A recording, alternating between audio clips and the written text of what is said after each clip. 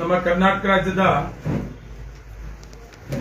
ಇತಿಹಾಸ ಪುಟದಲ್ಲಿ ಉಳ್ಕೊಂಡಂತ ಒಂದು ದಿನವನ್ನ ನೆನಪು ಮಾಡಬೇಕು. ಅದೇನು ಅಂದ್ರೆ, ನಮ್ಮ ಕರ್ನಾಟಕ ರಾಜ್ಯದಲ್ಲಿ ಇಲ್ಲಿವರೆಗೂ ಸುಮಾರು 24 ಜನ ಮುಖ್ಯಮಂತ್ರಿಗಳಾಗಿ ಈ ರಾಜ್ಯವನ್ನು ಆಡಳಿತ ಮಾಡಿದಂತವರು.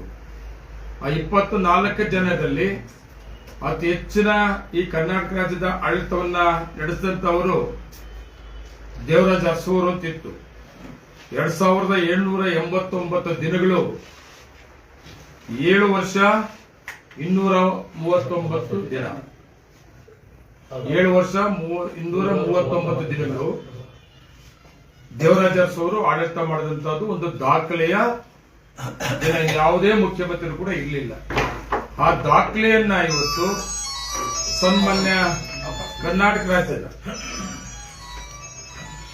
ಈಗ ಮುಖ್ಯಮಂತ್ರಿಗಳಾದಂತ ನಮ್ಮ ಸಿದ್ದರಾಮಯ್ಯನವರು ಇವತ್ತು ದಾಖಲೆಯನ್ನ ಮುರಿದಿದ್ದಾರೆ.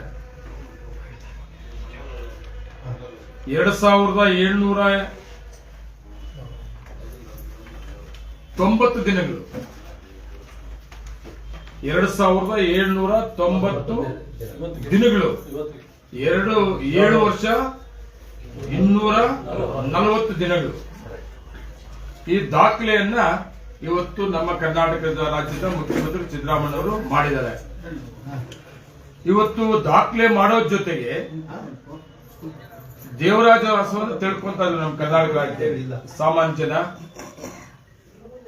ಎಲ್ಲ ವರ್ಗದ ಜನ ಅವರ ಆಡಳಿತವನ್ನ ನೆನಪು ಮಾಡ್ಕೊಂತ ಇದ್ದಾರೆ. ಉಳುವನ ಭೂಮಿ ಒಡೆಯ ಸುಮಾರು ಯೋಜನೆಗಳನ್ನ, ಕಾರ್ಯಕ್ರಮಗಳನ್ನ ಕೊಟ್ಟಂತದ್ದು ದೇವರಾಜ ಅರಸು ಅವರು.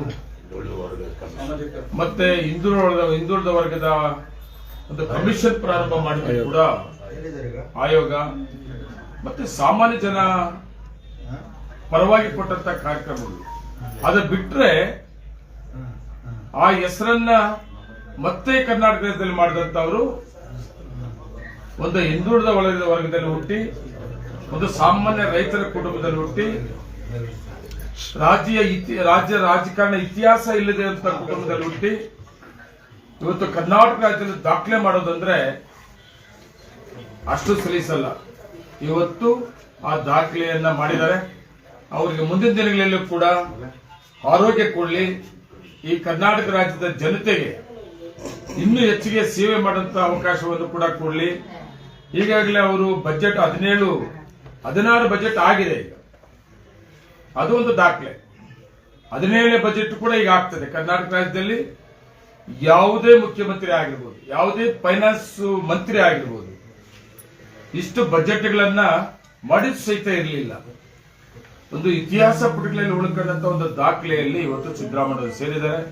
ಅವರಿಗೆ ನಾನು ವೈಯಕ್ತಿಕವಾಗಿ ಅವರಿಗೆ ಆರೋಗ್ಯವನ್ನು ಬಯಸುವ ಜೊತೆಗೆ ಇನ್ನೂ ನಮ್ಮ ರಾಜ್ಯದ ಜನತೆಯ ಸೇವೆ ಮಾಡುವಂತ ಅವಕಾಶ ಸನ್ಮಾನ್ಯ ಸಿದ್ದರಾಮಯ್ಯವರಿಗೆ ಇರಲಿ ಅನ್ನೋದನ್ನ ನಾನು ಹಾರೈಸ್ತಾ ಇದ್ದೀನಿ. ಸಿಎಂ ಬದಲಾವಣೆ ಒಂದು ವಿಚಾರ ಚರ್ಚೆ ಕೂಡ ಆಗ್ತಿದೆ. ಇವತ್ತು ಸಿಎಂ ಬದಲಾವಣೆ ಮಾಡೋದ್ರ ಬಗ್ಗೆ ನಾನು ಮೊದಲು ಕೂಡ ಮಾತಾಡಿದೆ, ಇವತ್ತು ಕೂಡ ಮಾತಾಡಕ್ಕೆ ಹೋಗುದಿಲ್ಲ. ಇವತ್ತು ಕರ್ನಾಟಕ ರಾಜ್ಯದಲ್ಲಿ ಕಾಂಗ್ರೆಸ್ ಸರ್ಕಾರ ಬರಬೇಕಾದ್ರೆ ಸಿದ್ದರಾಮಯ್ಯವರು, DK ಶಿವಕುಮಾರ್ ಅವರು ಬೇಕಾದಷ್ಟು ಅವರು ಶ್ರಮ ಇದೆ. ಅದ್ರ ಜೊತೆಗೆ ಮಲ್ಲಿಕಾರ್ಜುನ ಖರ್ಗೆ ಅವರು, ಇನ್ನೂ ಸುಮಾರು ಜನ ನಾಯಕರು ಕೂಡ ಶ್ರಮ ಇದೆ. ಆದ್ರೆ ನಮ್ಮ ಕಾಂಗ್ರೆಸ್ ಅಲ್ಲಿ ಹೈಕಮಾಂಡ್ ಅಂತಿದೆ. ಹೈಕಮಾಂಡ್ ತೀರ್ಮಾನಕ್ಕೆ ನಾವೆಲ್ಲ ಬದ್ಧವಾಗಿರಬೇಕಾಗ್ತದೆ.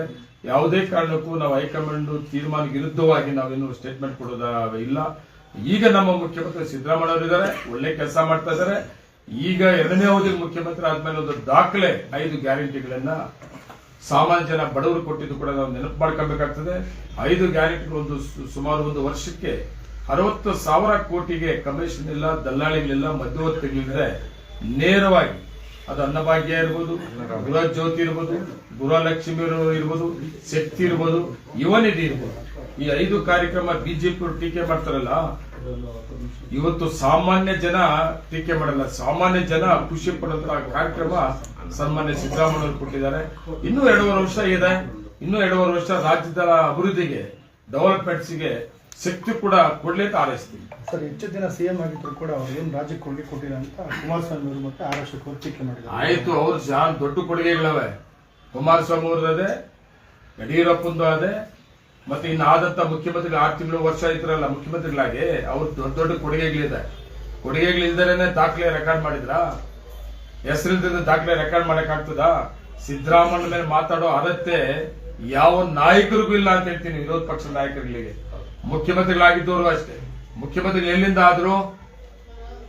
ಬಿಜೆಪಿ ಹೆಂಗಾದ್ರು? MLA ಖರೀದಿ ಮಾಡ್ಕೊಂಡು ಮಾಡಿದ್ರು. JDS ಅವ್ರು ಹೆಂಗಾದ್ರು? ಬಿಜೆಪಿ ನ್ಯಾಮರ್ಸ್ 2 ದಿನ ಆದ್ರು, ಕಾಂಗ್ರೆಸ್ ನ್ಯಾಮರ್ಸ್ 2 ದಿನ ಆದ್ರು. ಸಿದ್ದರಾಮಯ್ಯವ್ರು ಯಾರನ್ನ ನ್ಯಾಮರ್ಸ್ ಆಗವರ? ಸಿದ್ದರಾಮಯ್ಯ ನಾಯಕತ್ವನ, DK ಶಿವಕುಮಾರ್ ಅವರ ನಾಯಕತ್ವನ, ಅವ್ರ ನಾಯಕತ್ವ ಬೇಕು ಅಂತೇಳಿ ರಾಜ್ಯದ ಜನತೆ ಮೆಜಾರಿಟಿ ಸರ್ಕಾರ ಕೊಟ್ಟಿದ್ದರಿಂದ ಇವತ್ತು ದಾಖಲೆಯ ಒಂದು ಸರ್ಕಾರ ನಡೀತಾ ಇದೆ. ವಿರೋಧ ಪಕ್ಷದವ್ರು ಟೀಕೆ ಮಾಡೋದಕ್ಕೆ ಅವ್ರಿಗೇನು ಬೇರೆ ಇಲ್ಲ, ಅದಕ್ಕೆ ಟೀಕೆ ಮಾಡ್ತಾರೆ ಅಷ್ಟೇ.